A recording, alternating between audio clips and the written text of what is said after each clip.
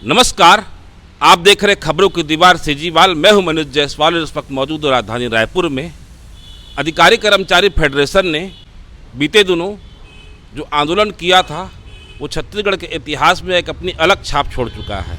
DA और HRA को लेकर हुआ आंदोलन आज भी प्रदेश में चर्चा में बना हुआ है, लेकिन इतने दिन जो आंदोलन हुए उससे हासिल क्या हुआ, स्थिति क्या है, आगे की रणनीति क्या है, आइए इस पर चर्चा करते हैं अधिकारी कर्मचारी फेडरेशन के संयोजक कमल वर्मा जी से। कमल वर्मा जी, आप लोगों ने इतना बड़ा आंदोलन किया, ऐतिहासिक आंदोलन किया, आपके हाथ में अब क्या है? देखिए, अब सब कुछ पाला तो अब सरकार के हाथ में है। हमने जो आंदोलन किया, ऐतिहासिक आंदोलन, पूरे देश में ऐसा आंदोलन नहीं हुआ था। और जो हमारे छत्तीसगढ़ सरकार के जो वरिष्ठ मंत्री हैं आदरणीय रविंद्र चौबे जी, वे कांग्रेस के नहीं सरकार के भी प्रवक्ता हैं। उनके साथ में हम लोगों का समझौता हुआ था 2 सितंबर को। और जो समझौता हुआ था वह जो है 3 बिंदुओं पर हुआ था समझौता। पहला जो है जुलाई 2021 से जुलाई 2022 तक का जो डीए का एरियर्स है उसको हमारे जीपीएफ खाते में डाला जाए। दूसरा जो है, हम चाह रहे थे कि जो प्रदेश के जो आईएएस है उनका जो महंगाई भत्ता 31% है उसके समान भी हमको महंगाई भत्ता मिलना चाहिए। हमने 3% और 6% दोनों का सुझाव हमने दिया है। तीसरा जो है, जो एचआरए है, 2016 से किसी भी संगठन का ध्यान नहीं जा रहा था और यह कर्मचारियों का एक बड़ा मुद्दा है। तो हमने इस विषय को सरकार के संज्ञान में लाया है और हम चाह रहे हैं कि इस दिशा में सरकार कोई निर्णय ले। तो इन तीनों सुझावों को सरकार ने मान लिया है और इस पर जो है कार्रवाई, अभी जो वित्त विभाग का मैं भी अधिकारी हूँ और वित्त विभाग से जो जानकारी मिल रही है वहाँ भी कार्रवाई प्रचलित है। और हम उम्मीद कर रहे हैं, जैसे मैं अभी IBC 24 में अभी देख कर आ रहा था, उसमें 17 अक्टूबर को जो कैबिनेट की बैठक है उसमें सरकार निर्णय लेने वाली है, ऐसा समाचार फ्लैश हो रहा था। तो लगातार हम लोग जो है जिनसे हमने समझौता किया आदरणीय रविंद्र चौबे जी से, लगातार हम संवाद कर रहे हैं और हमें पूरा विश्वास है कि सरकार जो है माननीय मुख्यमंत्री जी से उनकी चर्चा हुई है आदरणीय रविंद्र चौबे जी की। उस समय वीडियो भी जारी हुआ था, वायरल भी हुआ था। हम उम्मीद कर रहे हैं कि सरकार जो है फेडरेशन की मांगों को गंभीरता से ले रही है और शीघ्र तीनों मुद्दों को लेकर निर्णय लेगी। आंदोलन खत्म हुआ था कि स्थगित हुआ था, आगे की कुछ रणनीति? मैं आपको एकदम स्पष्ट करना चाहता हूँ, जब हमने यह आंदोलन चालू किया तो 106 कर्मचारी संगठन हमारे साथ जुड़े हुए थे। और हम जब भी काम करते हैं, मेरे स्वभाव से पूरे प्रदेश के कर्मचारी अधिकारी जानते हैं, मैं कर्मचारियों के साथ में विश्वासघात करना कदापि पसंद नहीं करता। मैं जो भी काम करता हूं, मेरे साथियों को विश्वास में लेकर काम करता हूं।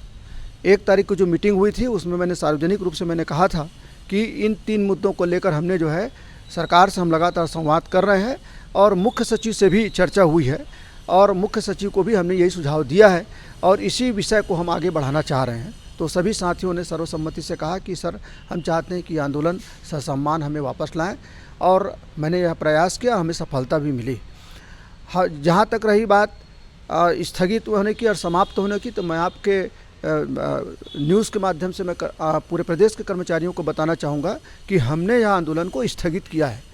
उस दिन जब प्रेस वार्ता में मैं माननीय रविंद्र चौबे जी के साथ बैठा था, वहाँ भी मैंने बड़ा स्पष्ट कहा कि हम इस आंदोलन को स्थगित कर रहे हैं। और इस बात को जो है आदरणीय मंत्री जी ने भी संवाद के दौरान उसको रिपीट किया कि फेडरेशन के संयोजक कमल वर्मा ने जो स्थगन किया है इस आंदोलन का, उसके लिए मैं उन्हें बधाई देता हूं। यह शब्द भी सरकार की तरफ से है। तो हमने इस आंदोलन को अभी वर्तमान में स्थगित किया। केंद्र तो 38% पहुँच गया। देखिए, यह एक सतत प्रक्रिया है, महंगाई भत्ता सतत प्रक्रिया है। हम चाहते हैं कि इस प्रदेश के मुख्यमंत्री काफ़ी संवेदनशील हैं। राजस्थान में भी कांग्रेस की सरकार है। गहलोत जी जो है, सुबह जो है वहाँ केंद्र में डिक्लेयर हुआ 38%, 4% बढ़ाया गया और शाम को गहलोत जी ट्वीट करके अपने कर्मचारियों को उन्होंने संदेश दिया कि हम भी 4% वृद्धि करते हैं। तो राजस्थान और केंद्र में 38% महंगाई भत्ता है।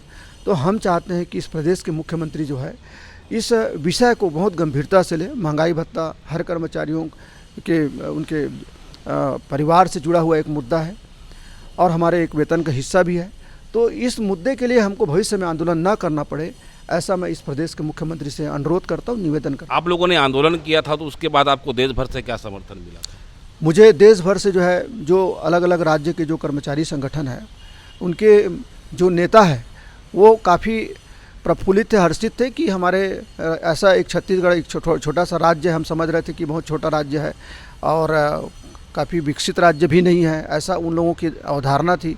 और हमारे कर्मचारी संगठनों के बारे में भी उन लोगों की जो प्रतिक्रिया जो है बहुत ही सकारात्मक नहीं होती थी, लेकिन उन्होंने कहा कि ऐसा अभूतपूर्व आंदोलन आपने किया, तो हमसे जो है ये जानकारी भी लेते थे कि आपने इस आंदोलन को कैसे आगे बढ़ाया। तो इस तरह जो है अलग अलग राज्यों के साथ में हम लोग अभी भी संवाद कर रहे हैं और आने वाले समय में भी अन्य राज्यों में यदि आंदोलन होता है तो हमने जो रणनीति यहाँ बनाई थी उस रणनीति को भी हम वहाँ बताएंगे।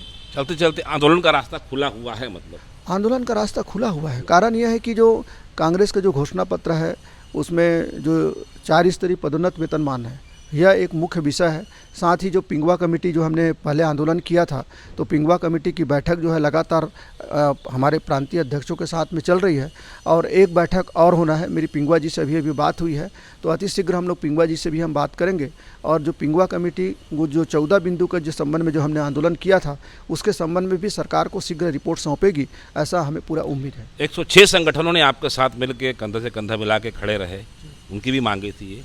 उनकी जो स्थानीय मांगे हैं उसको लेकर अधिकारी कर्मचारी फेडरेशन या कमल वर्मा जी कहाँ पर हैं? बिल्कुल, आपने बहुत अच्छा प्रश्न किया और जितने भी अलग अलग संगठन के सही में उनके भी बड़ी समस्याएं हैं। विगत 21 साल 22 साल से वो लोग भी संघर्ष कर रहे हैं।